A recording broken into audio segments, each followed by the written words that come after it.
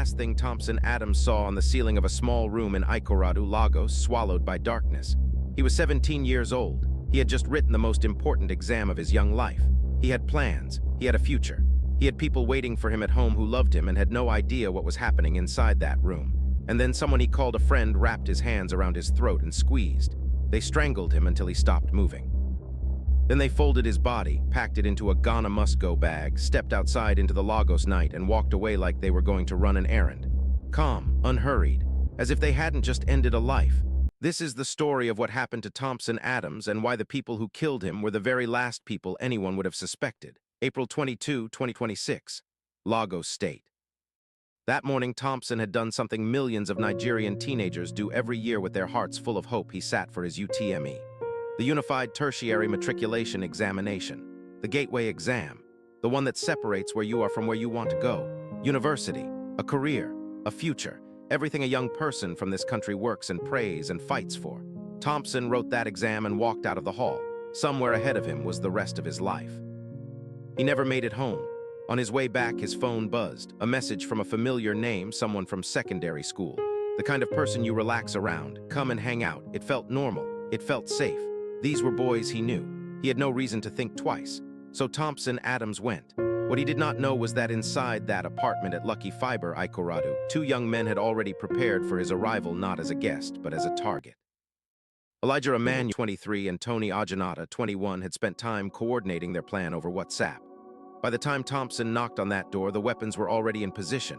A cutlass, a nailed stick, chains, padlocks. When Thompson walked in, Elijah greeted him warmly with a handshake, the smile, the easy familiarity of old schoolmates reuniting. Then Tony walked out from the back holding the weapons. Everything happened fast after that. They threatened him. They forced him to sit. They wrapped chains around his legs and locked them with a padlock. They pointed weapons at a boy who had been writing an exam just hours before.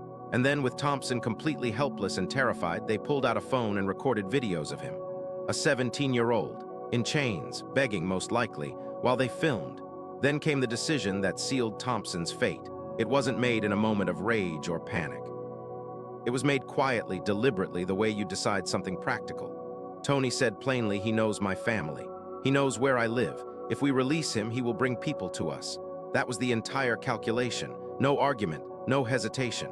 Thompson Adams had to die not because of anything he had done, but because of what he knew and what he might do with that knowledge if they let him walk out of there. Tony grabbed Thompson from behind and began to strangle him. When his arms grew tired, he told Elijah to take over. Elijah continued. They passed the act between them like a relay until Thompson went completely quiet, until they were certain. Then they tied the body, placed it inside the bag, called two Okada riders to the compound and told them they were moving goods. The riders had no idea what was in that bag as they rode through the streets of Ikorodu. Thompson was transported to a remote bush area and dumped. His family didn't know. Lagos didn't know. The police were already moving. 5 days later, on the night of April 27, operatives acting on credible intelligence tracked both men to Lucky Fiber and arrested them. What came out of the subsequent investigation was even more disturbing because Thompson was not their first victim. In November 2025, they kidnapped a young woman. She was the girlfriend of one of them, someone who trusted him completely. They held her, contacted her family, and demanded ransom. The family gathered everything they had N300000 and paid it, believing she would come home. The suspects collected the money. Then they killed her anyway. 2 murders, 2 innocent people, one a girl who trusted the man she loved, the other a boy who trusted the friends he knew. And in both cases, the most devastating weapon used against them wasn't a cutlass or a chain. It was familiarity. It was the warmth of a known face. It was the terrible human instinct to feel safe around people we recognize. Thompson Adams walked into that room because he had no reason not to. He was 17. He had just written his future onto an answer sheet that morning. They took everything from him that night. Both suspects are currently in custody, with charges expected upon the conclusion of investigations. Rest in peace, Thompson Adams.